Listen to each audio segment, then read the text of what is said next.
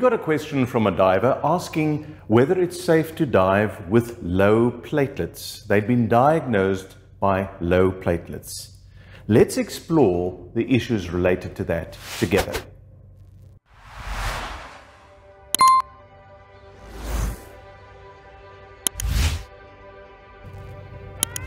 So what does low platelets have to do with diving safety?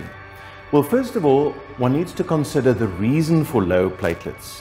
And as in most things in the body, it's either an undersupply or an overdestruction. And both may be relevant and both have different implications.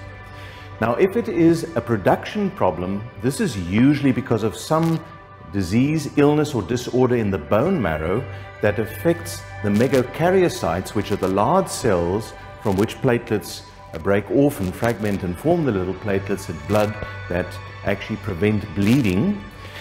If they are replaced or are displaced by other cells, for instance by leukemia, the production of white cell mass, or polycythemia rubra vera, which is where the red blood cells displace the other elements of the bone marrow, then the platelets may be underproduced.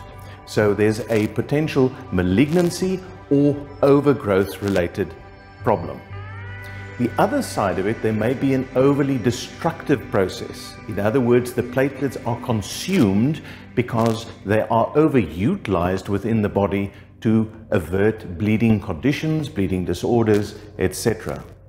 Now, the net result in both cases is that the body's ability to stop bleeding is significantly impaired, because platelets serve a very important plugging effect. They physically block a perforation of a blood vessel, and secondly, they also elicit the so-called clotting cascade.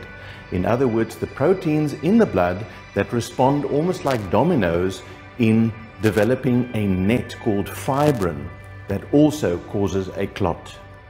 Now, if there is a dysfunction of platelets, you can imagine that any trauma and even decompression illness or arterial gas embolism may provoke a stretching and a bursting of blood vessels, and in the absence of sufficient or functional platelets, that may result in a catastrophic bleed in a very sensitive area.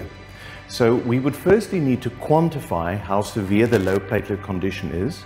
Secondly, we would need to consider what the underlying cause is, underproduction or overdestruction.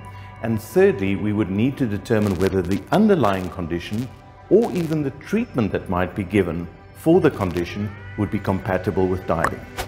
But those provide the broad outlines of how we would think about a condition about low platelets. Thank you for the question. And until next time, safe diving.